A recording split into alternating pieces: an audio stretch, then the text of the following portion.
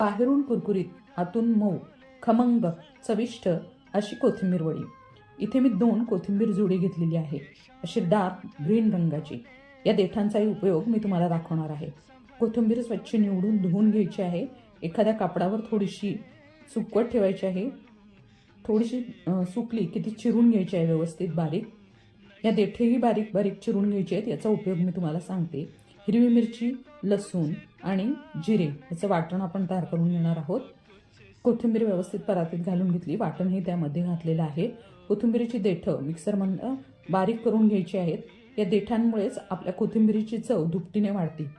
तीळ, लाल तिखट, हळद, चवीप्रमाणे मीठ घालायचे। दुसरीकडे पाणी गरम करून ठेवायचं आहे। त्याच्यावर मोदकाची चाळण ठेवायची आहे। तांदळाचं पीठ आणि डाळीचं पीठ एकत्र करून कोथिंबीर अगदी घट्ट मळून घ्यायची आहे। यामध्ये अजिबात एक थेंब सुद्धा पाणी वापरायचं नाहीये।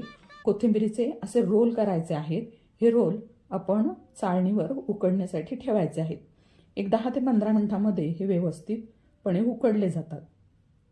तुम्हाला डिटेल रेसिपी पाहिजे असेल तर चॅनलला व्हिजिट करा। रोल व्यवस्थित उकडून झालेले आहेत। आता हे गार झाले की याच्या आपण वड्या कापून घेणार आहोत। तुम्हाला जर एकदम वड्या करायच्या नसतील तर रोल तुम्ही हवाबंद डब्यामध्ये फ्रीजमध्ये सुद्धा ठेवू शकता। हवे तितक्या वड्या आपण व्यवस्थित तळून घेऊयात।